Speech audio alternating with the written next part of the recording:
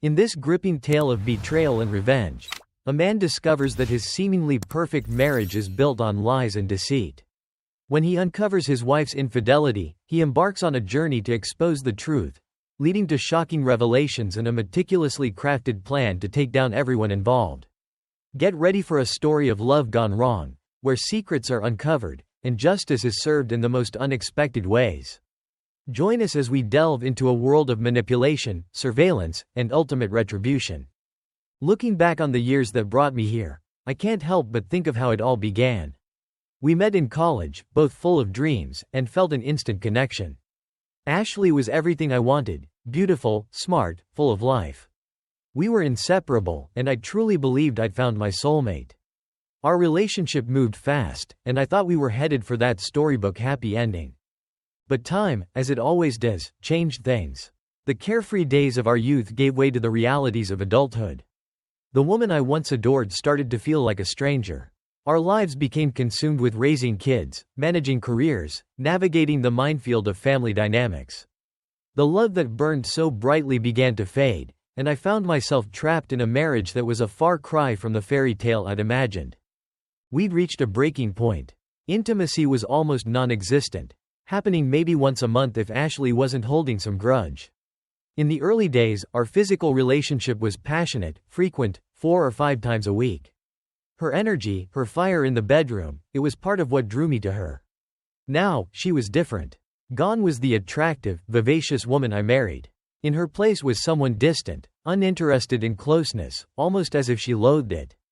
Ashley has 2 younger sisters, Kelsey and Courtney. All 3 were known for being fun-loving and, well, adventurous, especially when it came to the bedroom. And I was thrilled when, out of everyone, Ashley chose me. We got married 12 years ago. It happened after she got pregnant in college. We were both seniors and already in love, planning on tying the knot anyway. Samantha was born 5 months after the wedding, followed by Kevin a year and a half later. Both kids are spoiled rotten by their mother, her sisters, and especially her parents, Robert and Deborah Hamilton. They've always looked down on me because I couldn't provide the kind of lifestyle they thought Ashley deserved. Her parents, of course, never worked a day in their lives, living off inherited money. They're actually running out of cash now, but I'm the only one who knows. I checked the property records a while back. Kelsey is married to Ryan, who manages a string of dry cleaners owned by his dad. Courtney snagged Matthew, who inherited some money and a house when his grandparents died. He claims to own a marketing firm, but I've never actually seen the guy work. Like Ashley, they're all fun at parties, but completely useless when it comes to actual responsibility. 2 years ago, I was sitting in my home office, frustrated as hell after having to fend for myself yet again to even get a shower that morning. I took a hard look at my life. Virtually no sex life, a wife who doesn't work, 2 kids who have zero respect for me and take after their mother, a job I hate at a company that treats us like dirt. And then there's the house. We live in this oversized place near her parents, stuck with snow 4 months out of the year. Grew up in the South, can't stand the cold. I drove a 10-year-old car that was originally Ashley's until she wrecked it. Traded in my own car so she could get a new one because she couldn't be bothered to wait for the repairs. Don't even get me started on what happens if I even think about driving her car. And the expenses never end. We're paying for this ridiculously large house just to be close to her family. There's the small, inbred dog that needs a pharmacy worth of medication to survive. And then there's the maid. Twice a week. Ashley claimed housework was too tiring, making it impossible to, well, you get the idea. We tried spicing things up for about 2 months a decade ago, but the maid stuck around. Then there's the country club and spa membership, so she can hang out with her friends and sisters. I don't golf, and I've never set foot in a spa. Every week, it's new clothes, hair appointments. She needs to look perfect for her social obligations, of course. And don't forget the tennis lessons for her and the kids. None of them can hit a ball, and they never play, but the illusion of wealth is important, right? Speaking of the kids, if they had their way, they'd be glued to a screen 24/7. And the vacations. 3 times a year. Every winter, it's a ski trip with her family, which I can't even participate in because of my knee. Spring means a shopping spree in some big city. And summer? A beach trip I'm not even invited to. Holidays are even worse. Christmas, Thanksgiving, always at her family's place. My own parents live in a small bungalow on a beach down south, but their place is too small for us to visit. One wife, 2 kids, 2 judgmental in-laws, a pair of entitled sisters-in-law, 2 nephews, 2 nieces, 2 brothers-in-law. They all mock me because I didn't inherit a fortune to make life easy. I work my ass off, yet my own wife and kids don't appreciate a damn thing. And to top it all off, my wife is cheating on me. No question about it. She's a lying cheat. I work long hours, yet Ashley and the kids, they just don't get it. They have no clue about the effort I put in to give them this comfortable life. And yeah, about Ashley cheating. Let me be clear. This wasn't some lucky guess or me stumbling onto anything. A few months before that whole evaluating my life thing, I'd started to wonder why Ashley seemed so indifferent. When it came to that, she was either completely turned off or getting it somewhere else. So, I decided to do some investigating. We live in a digital age, folks. Getting your hands on spyware, recorders, cameras, monitoring software. It's ridiculously easy. I started by putting a recorder in her car, wired straight to the battery for constant power. Set up a Bluetooth receiver in the garage so the recordings would download automatically to my computer. Then came the hidden cameras.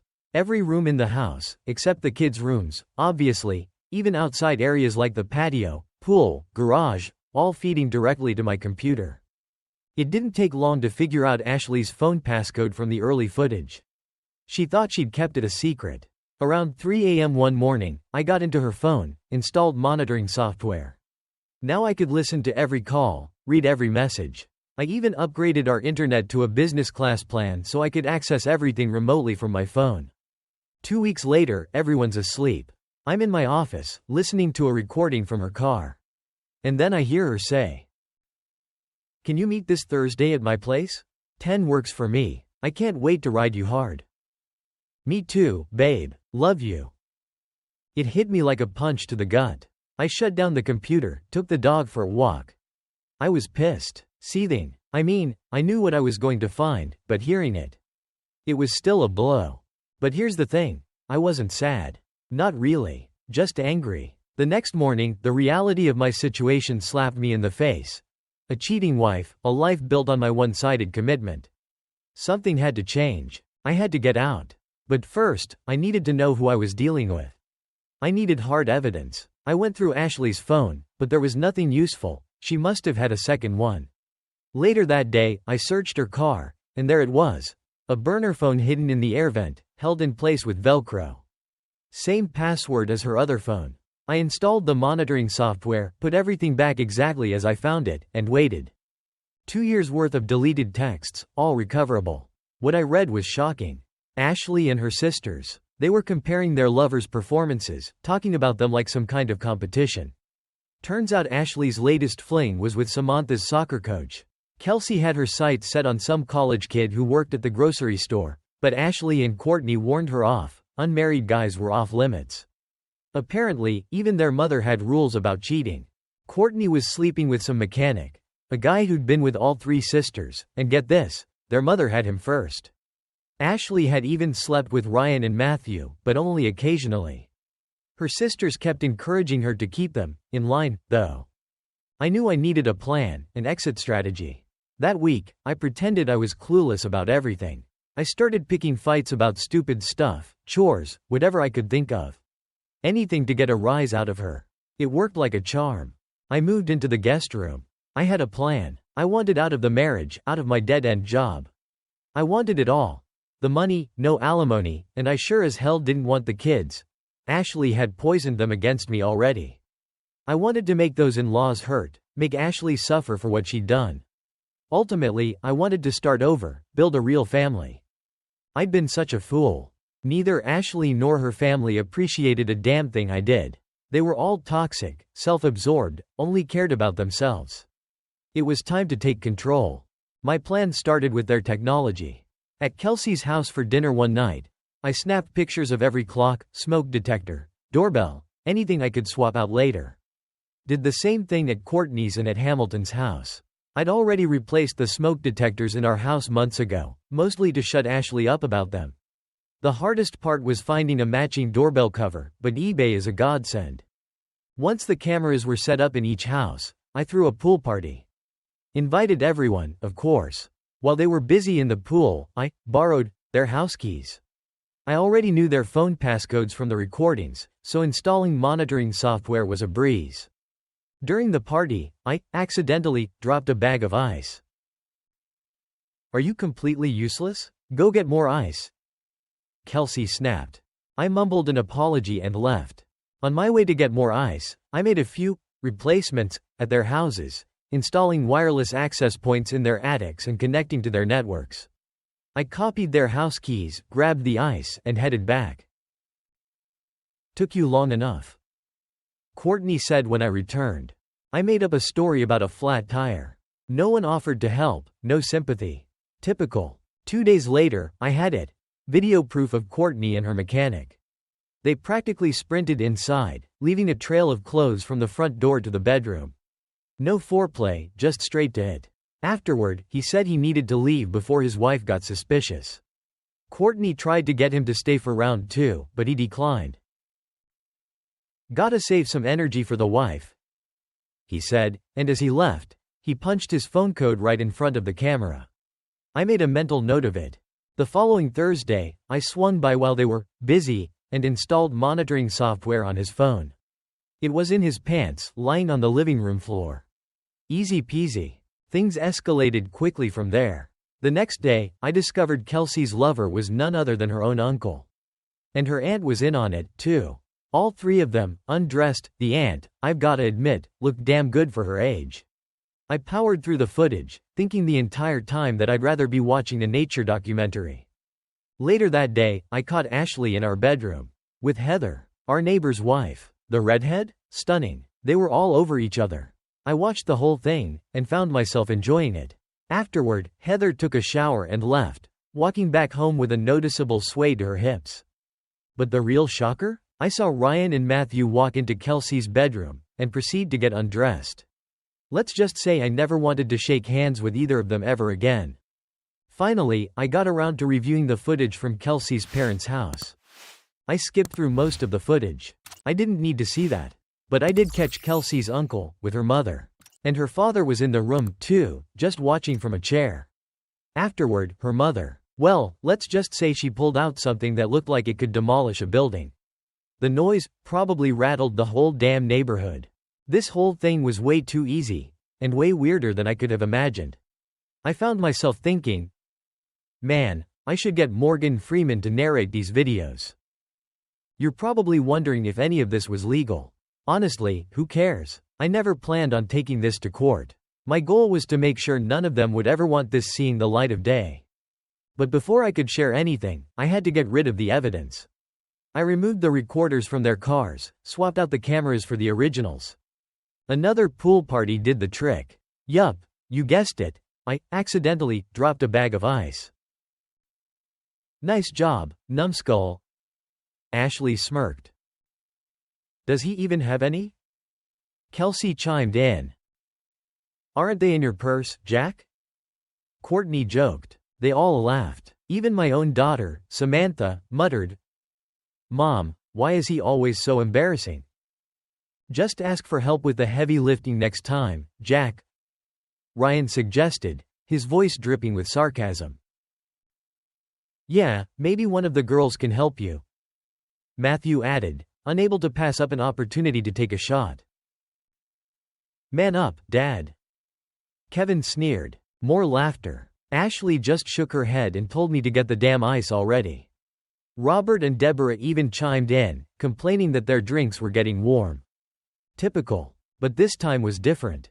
This was the first time all 9 of them had mocked me at once. I used the ice run as an excuse to make my move. I retrieved the original devices and swapped them with new cameras, all in the time it took to grab a fresh bag from the freezer. First, I sent the video of Courtney and the mechanic to her and Matthew. Then came the video of Kelsey, her uncle, and her aunt, delivered straight to her and Ryan's inbox. The message was simple. You shouldn't mess with another man's wife. Did all hell break loose? Not exactly. The sisters ran crying to Mommy, of course, who swooped in with her usual, for the sake of the children, routine. It was just a mistake. She only loves you. Deborah pleaded. But the real kicker? I found out later that Deborah had taken each of the husbands aside and told them, "You're our favorite, you know. We're planning on leaving everything to you and our daughter." Each one thought he was the chosen one. Classic. To give them a little extra motivation, I sent Ryan and Matthew their own special videos. The message this time: this goes public if you don't file for divorce within a year. No decent man should put up with this. Later that week, I overheard Ryan and Matthew bitching about their wives, conveniently leaving out their own indiscretions, of course. "I think the in-laws are broke, by the way," I said casually. "Heard they took out a second mortgage. No more properties, no savings, and they never worked a day in their lives, so no social security. Doesn't add up, does it?" That was it. The final straw. Both Ryan and Matthew filed for divorce on grounds of infidelity within a week, using the same lawyer, no less. Robert and Deborah were devastated when they found out how much money Ryan and Matthew actually didn't have. Turns out, Ryan wasn't exactly a high roller, just a glorified manager at his dad's dry cleaning business, living in a house Daddy bought him as a wedding present. Both cars? Company vehicles. Matthew wasn't much better off. He had a tiny inheritance and a trust fund from his grandfather, which he thought would protect him in the divorce. Turns out it was their only real income, so it got split right down the middle. They blew through their savings on lawyers, and Matthew ended up with a third of the trust fund while Courtney got the rest. And the house? The one everyone thought Matthew owned? Belonged to his parents. He'd led everyone to believe he'd bought it from them when they retired, but they still held the deed. Matthew's parents had basically disowned him years ago. They'd let him stay in the house on the condition he disappeared from their lives forever. Courtney, naturally, tried to convince them to let her and the kids stay put. But Deborah, being Deborah, decided to get involved. She called Matthew's dad and threatened to sue him if he didn't let them live there for free. His response? "You can buy the house and gift it to your daughter." And then he hung up. The house was on the market 2 days later. Turns out, Matthew never even owned that marketing firm. He'd been fired from his first job out of college for sexual harassment. Figures. A week later, Deborah managed to get herself thrown in jail and slapped with a restraining order. She'd attacked Lisa, the mechanic's wife, at a coffee shop. Deborah was convinced Lisa was behind those incriminating videos. Bad move, Deborah. Lisa, with her baby twins in tow, decked her, broke her nose, gave her 2 black eyes. The whole thing was caught on the coffee shop's security cameras, and on the hidden camera in Deborah's car, of course. While they were waiting for the police, Lisa asked, "Why would you even think I sent those videos?" Deborah, sneering through her broken nose, said, "He said you weren't any good in bed. Did you really think you could keep him all to yourself when we were perfectly willing to share?" "Yeah," Deborah said that out loud. I decided to give Lisa a little something to help her side of the story.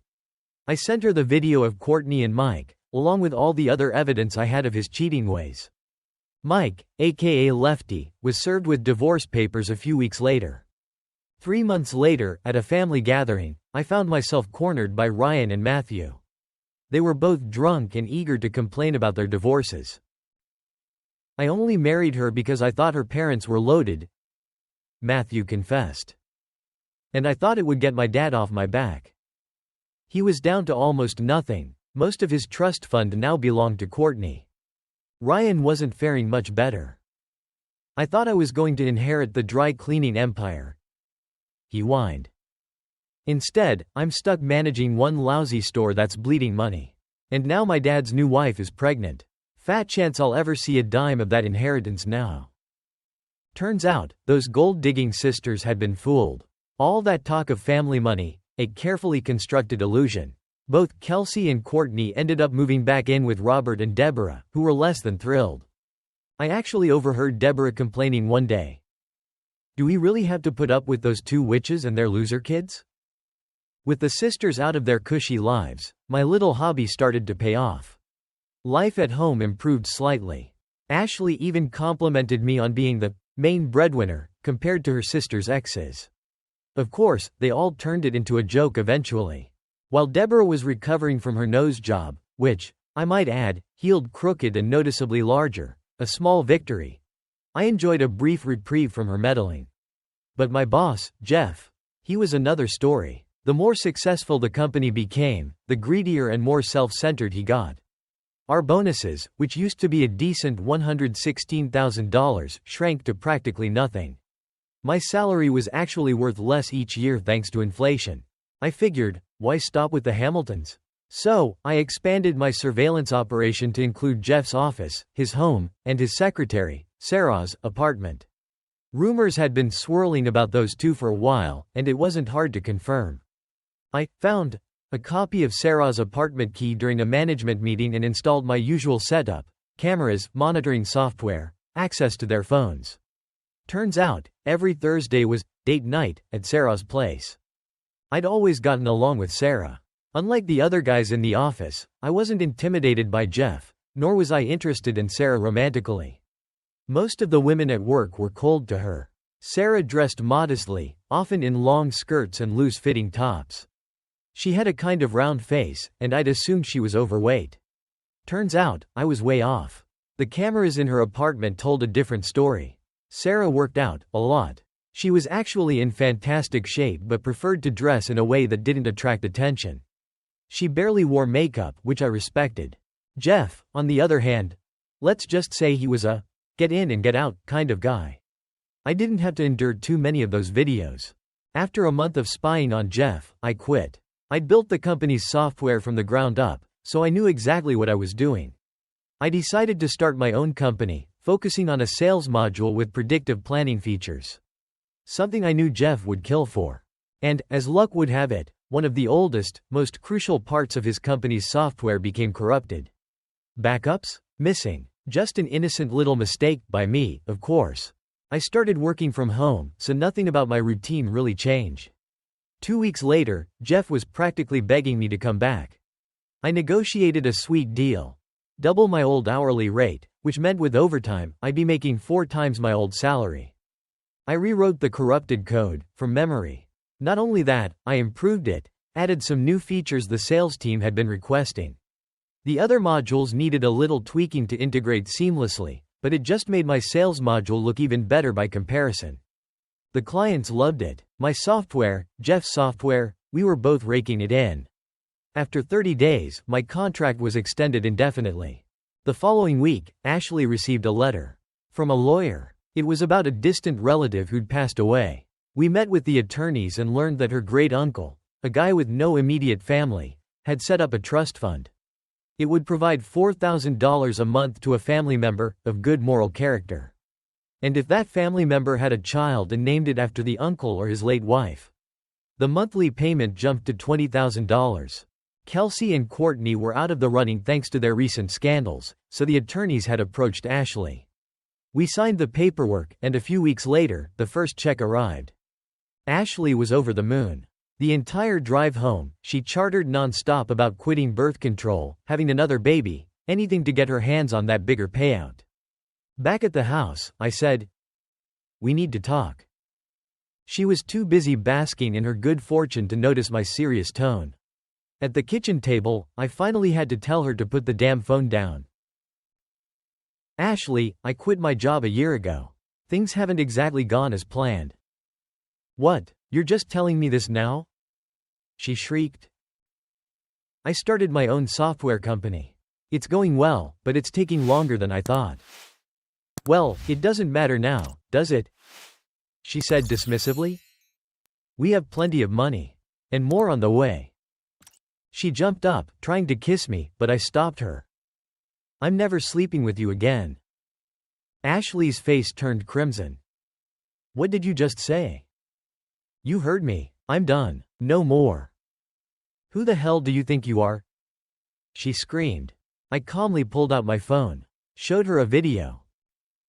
"Remember when your sisters got those tapes from Lisa, the mechanic's wife? We got one, too. I deleted your copy, figured you wouldn't want to see it. Kept a copy for myself, just in case." I hit play. Ashley was speechless, frozen, eyes wide, mouth hanging open, arms dangling at her sides. "I met with Lisa. Begged her to let us work things out. I told her I'd let you sleep with other men because I couldn't give you what you needed." For a split second, I saw a flicker of something in her eyes. Compassion, maybe? It vanished a moment later, replaced by that same calculating look. That's in the past. What do you mean you won't sleep with me? She demanded. Ashley, we haven't had sex in over a year. Why would I start now? Because of the money, silly. $20,000 a month. Don't be mad. I've been stressed, but that's all behind us now. We can put this behind us, focus on our future, have another baby.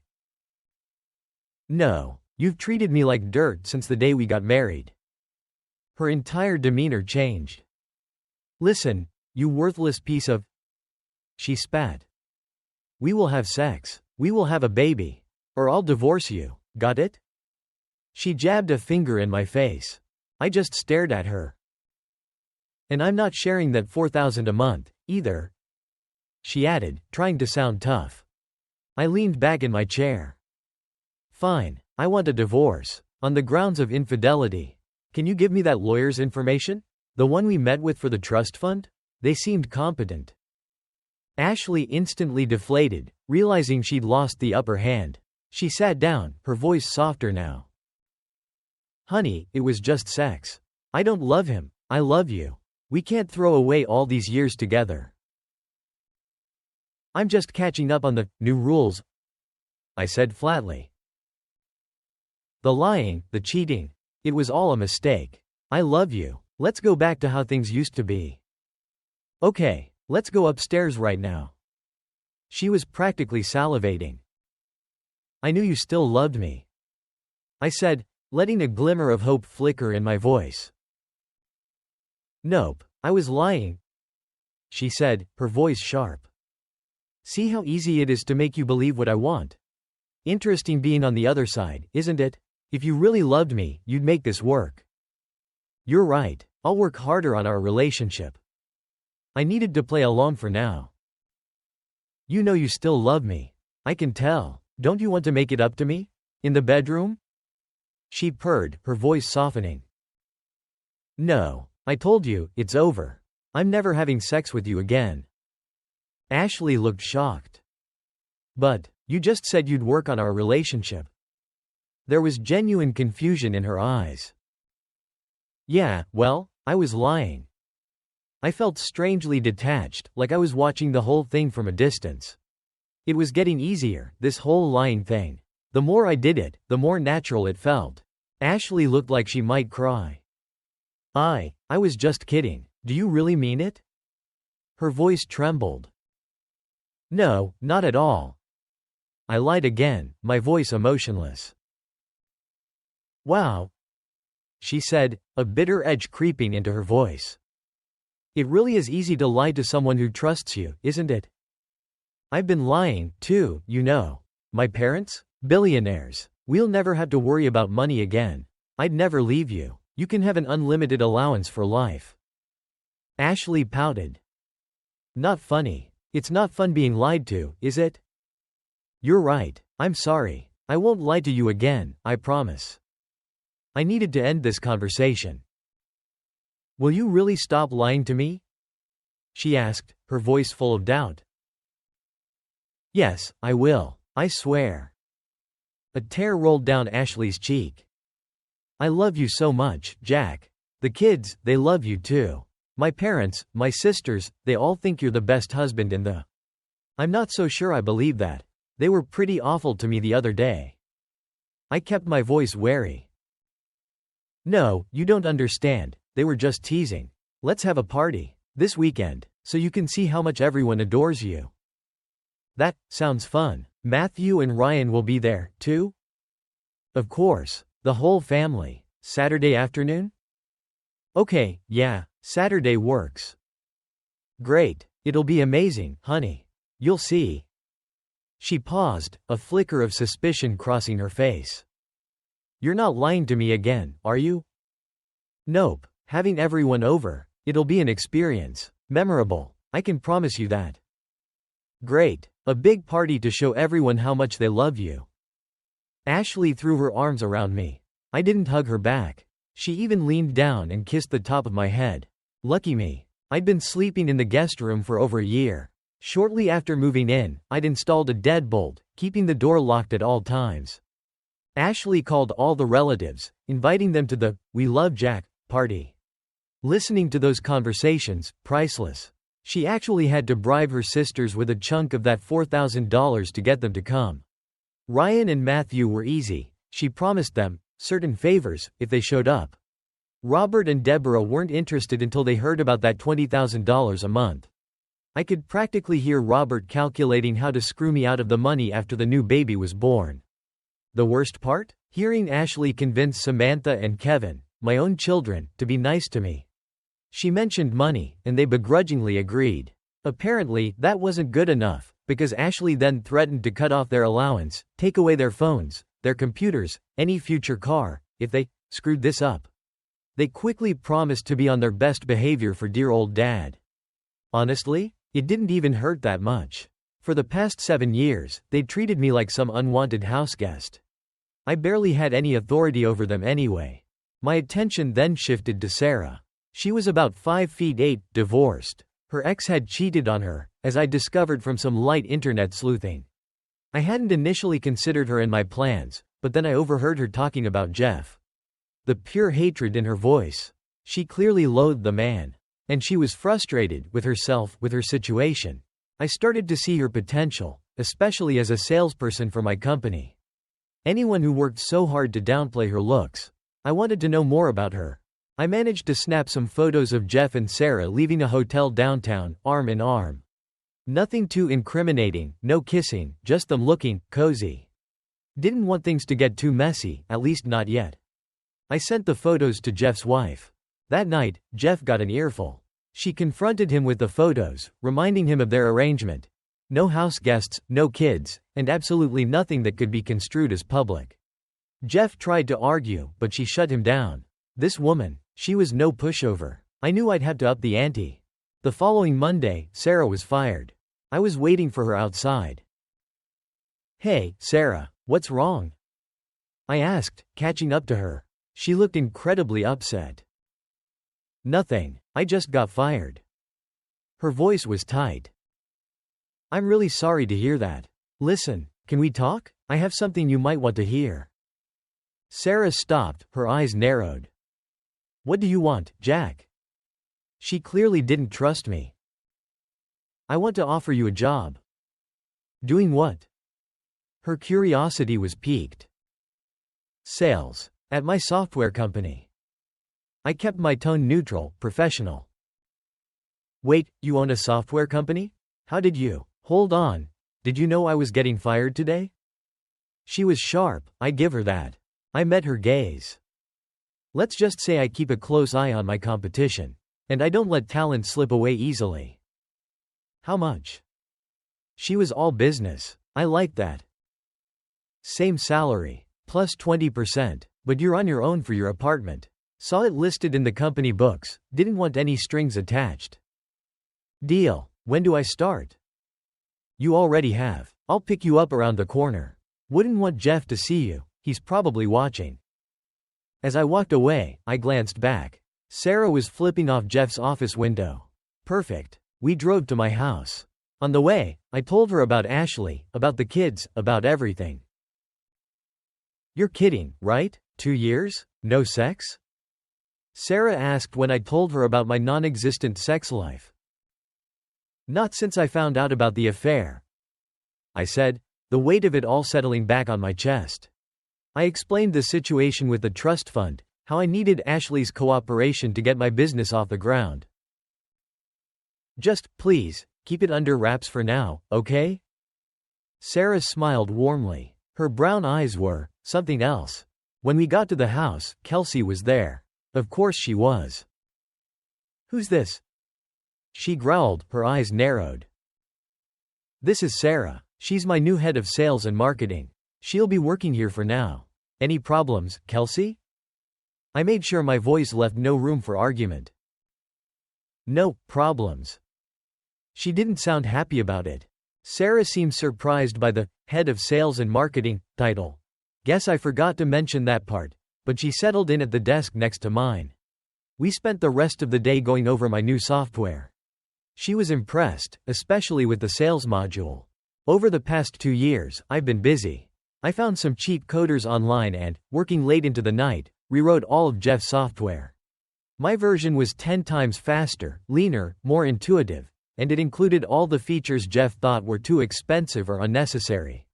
I gave Sarah 3 leads, generated using my own software, and within a few hours, she'd set up meetings for demos. Before Sarah left, I pulled her aside. I'm going to have a little chat with Ashley later. In the kitchen. I need you to be within earshot, might need your help tonight. My tone made it clear this was serious. I left the office door open and called Ashley in. We need to talk. Ashley, I'm not sleeping with you. Ever. No point beating around the bush. But, we've been getting along so well lately. She was clearly caught off guard. I need you and your sisters to sleep with someone for me. What? We're not hookers you can just order around. She spat, her voice rising. What if I promise to give you that divorce you want? You can remarry, have that legitimate baby? I had to sweeten the deal. You'd let me go? No infidelity claims? She was considering it. Yes. Ashley smiled, a slow, predatory smile. And who, exactly, are we talking about? Jeff, my old boss. I need you and your sisters to meet him at a hotel tonight. Tonight's no good. How about tomorrow? No, it has to be tonight. He just broke up with his girlfriend. He's ripe for the picking. Fine, but what about the kids? Sarah and I will watch them. Ashley hesitated. I could tell she was about to ask about Sarah, so I quickly pulled out the new purse I'd bought her. I got you a present. These are cameras. Just make sure nothing is blocking the view, okay? I tried to sound casual, but Ashley picked up on the underlying seriousness. I don't know about this, Jack. I'm not really comfortable being recorded. She was nervous. Ashley, I have weeks of video of you with different men. The tape of you with Ryan and Matthew? Over 2 hours long, and I've got days of footage of you and Heather in our bed. Don't tell me you're shy now. Ashley's face fell. You have videos of me? With Ryan, Matthew, and Heather? She could barely get the words out. Oh, yeah, and plenty more. If I do this, will you get rid of all of it? There was a glimmer of hope in her voice. Every last file. Gone. You have my word. Ashley smiled. It didn't reach her eyes. Okay, fine, let's do this. She called her sisters, explained the plan. 20 minutes later, they arrived with their kids in tow. And the outfits? Let's just say I'd never seen so much skin in my life. Free babysitting, drinks, a hotel suite, and a new guy to play with? Yeah, I get it. Once we were alone on the porch, I showed the sisters a picture of Jeff. Where? Him, out. Their smiles told me they were up for the challenge. Sarah and I got the kids settled with snacks and cartoons. Then we headed to my office, time to monitor the situation. Okay, so here's the plan. I started to explain, but Sarah cut me off. Don't worry about it. From what I've seen and heard, that man deserves whatever's coming to him. The sisters were already at the hotel bar when Jeff arrived. With Natalie from work, of course. Seriously? Sarah muttered. She didn't hesitate. Sarah snapped a quick picture of them at the bar and sent it to Greg, Natalie's boyfriend, with a short pointed message. Within minutes, Natalie was storming out in tears. Jeff looked confused, but only for a minute. Ashley called out to him from across the bar, something about forgetting Natalie, and he quickly joined them. Soon, they were all headed upstairs to a suite. I watched on the camera as the sisters wasted no time getting undressed. Jeff, of course, followed suit. The next few hours, well, let's just say things got interesting. About 25 minutes in, I realized I was aroused. I glanced over at Sarah, who looked visibly flustered. I apologized, offered to turn it off, but she suddenly bolted out of the room. I thought I'd offended her, but she came back a moment later, locking the door behind her. The kids are asleep. I need you, Jack. 2 years of pent-up frustration. Let's just say I wasn't going to say no. Afterward, we went back to watching the show. They're going to kill him at this rate, I remarked, watching the scene unfold. Nice way to go, I guess. Jeff's usually a one-and-done kind of guy, Sarah said. I saw Ashley slip him 2 Viagra earlier. Wonder if he was dumb enough to take both? From the looks of it, he did. Sarah and I ended up in the guest room, showering together, falling asleep in each other's arms. I set the alarm early. No need for any awkward encounters with the kids in the morning. The next morning, I fast-forwarded through the footage.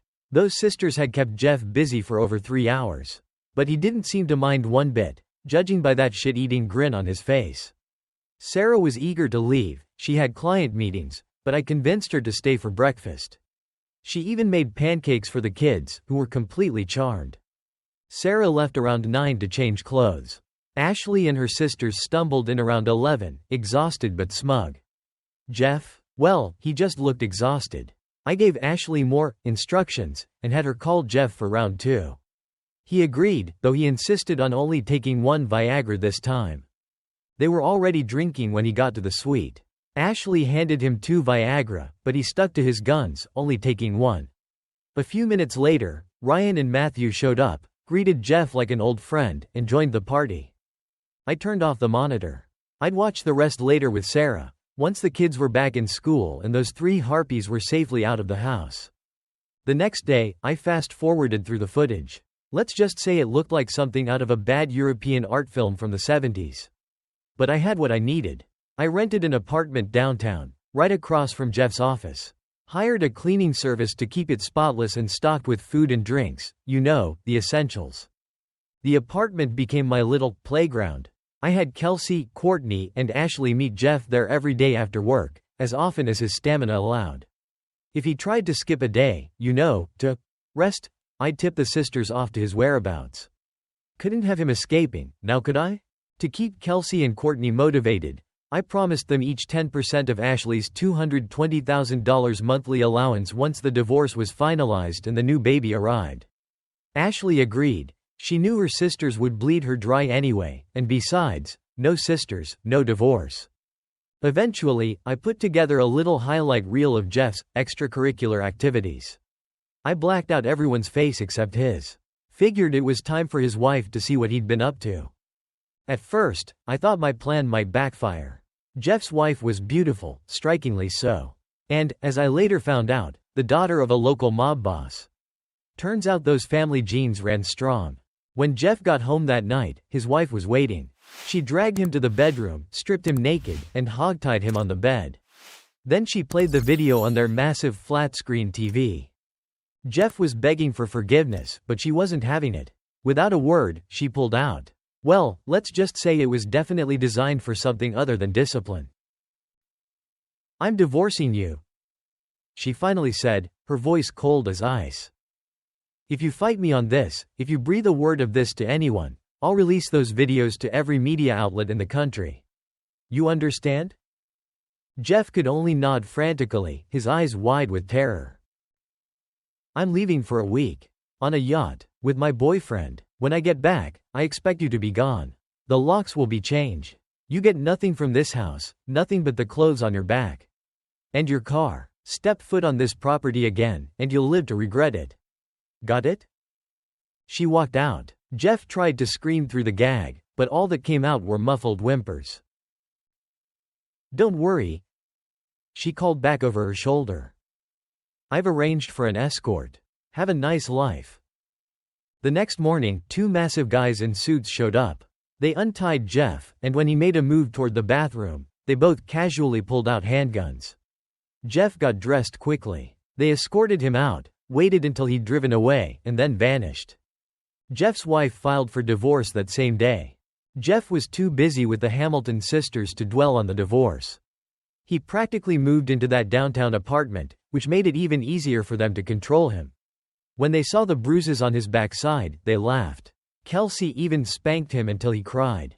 Jeff's wife had frozen all their accounts, so he was struggling to keep his company afloat. He'd lost 25% of his business to a competitor. I may or may not have had something to do with that. and things were getting desperate. I called 3 key employees at Jeff's company, dropped some hints about payroll being iffy. Offered them jobs at my company. They didn't bite right away, but I planted the seed. A few days later, Jeff tried to get into his garage, but the lock had been changed. I sent him a text. Told you. Clothes and cars. He assumed it was his wife. He wasn't laughing when a video of him, Ryan, and Matthew surfaced online. Someone had anonymously sent it to a gossipy competitor. Within a week, those 3 employees I'd contacted were calling me back, eager to accept my offer. With Jeff's reputation in tatters, his company circling the drain, and the divorce looming, I managed to scoop up 90% of his clients. 60 days later, his company folded, 2 days after the divorce was finalized. My company was thriving. It was time to cut Ashley loose. I filed for an uncontested divorce and paid extra to expedite the process. I gave Ashley the house. She didn't know about the second mortgage I'd taken out to start my business, half of our joint account, her car, and nothing else. When she demanded half of my company, I laughed and told her it wasn't worth anything on paper yet. Then I reminded her about those infidelity grounds. She signed the papers without another word. $220,000 a month. Here I come, or so she thought. 60 days later, we were officially divorced. The very next day, Ashley married Mike, the mechanic. Turns out, she really did think she was going to be rich. She blew through her savings and the $20,000 her parents had given her for the wedding. A few weeks later, she announced she was pregnant. Rumors swirled that she and Mike had consummated the marriage during the actual ceremony. 3 months later, Ashley and Deborah marched into the trust fund lawyer's office, expecting to collect their first $20,000 payment. They were shocked to learn that the trust fund had already been awarded to another candidate. The lawyers had to call the police. The audio of that meltdown was truly spectacular. A few weeks later, Ashley showed up at my house. She was wearing a short red dress, and no underwear, I might add. She wanted to renegotiate the divorce settlement. I reminded her that it was final, and she was married again. She actually offered to get back together with me, even hiked up her dress, asking if I missed this. I snapped a picture with my phone. Think your new husband would appreciate seeing this? I asked, slamming the door in her face. She pounded on the door, screaming and crying, begging me not to send the photo. I told her I wouldn't, on one condition. She had to disappear from my life. Her parting words? I'm so sorry I ruined our marriage, Jack. I wish you'd been enough. Yeah, she was delusional. Eventually, I retired from my surveillance hobby. Deleted every last file. Jeff disappeared after his company went under. Last anyone heard, he was living in San Francisco. His ex-wife, the mob boss's daughter? She married a younger CEO and had 3 kids. My own kids, Samantha and Kevin, graduated high school and ended up in dead-end jobs. They asked me for work, but I told them to give me a call if they ever decided to learn how to code. Ryan and Matthew, on the other hand, well, they leveraged their newfound notoriety into a different kind of fame. They ended up befriending a wealthy business owner who was looking to retire, and, rumor had it, they were more than just friends. Kelsey was the only one who seemed to find any real happiness. She and Heather, who'd divorced her husband, got married and actually seemed to be in love. Robert and Deborah lost their last remaining property and ended up getting divorced, too. Each went their separate ways, bitter and alone. Ashley's marriage to Mike lasted about a year. Then she lost the house and Mike moved on, leaving her to raise his child on her own. She works as a waitress now and lives in a trailer park. As for the people who'd cheated with Ashley and the others, I didn't let them off the hook. After Ashley's little trust fund scheme blew up in her face, I sent all the incriminating videos and audio recordings to their spouses, their families, everyone. I used Ashley's email account and even cloned her phone to make sure the messages were delivered. I got a furious text from Ashley, accusing me of breaking my promise. My response? Thanks for making honesty unnecessary in our marriage. It made getting what I wanted so much easier. She never replied. All in all, I uncovered 13 divorces directly linked to Ashley, Courtney, and their mechanic lover. Mike, the mechanic, or as he was now known, Lefty, more on that later, was responsible for 8 of those divorces, mostly by seducing other men's wives and then sending nasty text messages about their husbands. Kelsey mostly fooled around with single women, so she didn't directly cause any marital breakups. Courtney, on the other hand, was responsible for 10 divorces. None of those couples reconciled. The wives lost all respect for their husbands after discovering their pathetic affairs. Deborah managed to ruin one marriage, and Ashley was directly responsible for 13, though 2 of those couples did eventually get back together. These numbers only account for the direct divorces, mind you. Some of the men involved ended up implicating other women, leading to even more divorces and even a few arrests after things got physical. Thankfully, no one died, though the fallout was pretty messy for everyone involved. As for Lefty, well, after an incident with Kelsey and Heather, he ended up with a permanent injury. Let's just say his tool was no longer pointing in the right direction. He tried to press charges, but explaining how he sustained his injury during sex didn't go over well with the police. The detectives couldn't even keep a straight face. He tried to press charges, but explaining how he'd been injured during sex didn't exactly make him a sympathetic victim.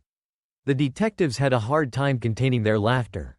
As for Lisa, Lefty's ex-wife, I met with her to apologize for all the grief she'd gotten during the Hamilton sisters' divorces. She actually laughed about punching Deborah in the face, calling it the highlight of her year. I asked her if she was seeing anyone and introduced her to my neighbor, a recently divorced, 6'2" former rugby player. They hit it off right away. We had a barbecue at my place, and afterward, Lisa and her kids went back to his house for the night. They never left. 6 months later, they were married. Sarah, 7 months pregnant at the time, was a bridesmaid. My business was booming. Before retiring, Sarah secured 3 major clients, guaranteeing the company's long-term success. We got married quickly, couldn't help myself, she's just so damn irresistible. And I kept getting her pregnant. We're expecting our 4th child now. We moved close to my parents, to a little beachfront house where it's warm almost all year round. We don't spend much time indoors, though. Mostly we're out on the deck, enjoying the sunshine with our 3 dogs, all giant breeds. I trained them to bark and growl at a picture of Ashley, just in case she ever shows up looking for a handout. Unfortunately, one of the vet techs in town looks a lot like Ashley, so she has to hide whenever I bring the dogs in for a checkup. Before we got married, I told Sarah everything. Showed her all the details of my hobby. She took it as a warning, I guess, but she just laughed and said she had nothing to worry about. Perfect response. And yes, as you probably guessed by now, I was the executor of that trust fund. The one set up by Ashley's great-uncle? That was me. I closed the trust, reclaimed my money, and started my new life. As the dust settles, our protagonist emerges victorious, having dismantled the toxic web of lies that once surrounded him. With his revenge complete, he finds peace and happiness in a new life, far removed from the betrayals of the past. The story ends with a reminder that while justice may take time, it eventually finds its way. In the end, those who deceive will face the consequences of their actions, while those who stay true to themselves will find the happiness they deserve. Thank you for joining us on this intense journey of love, betrayal, and redemption.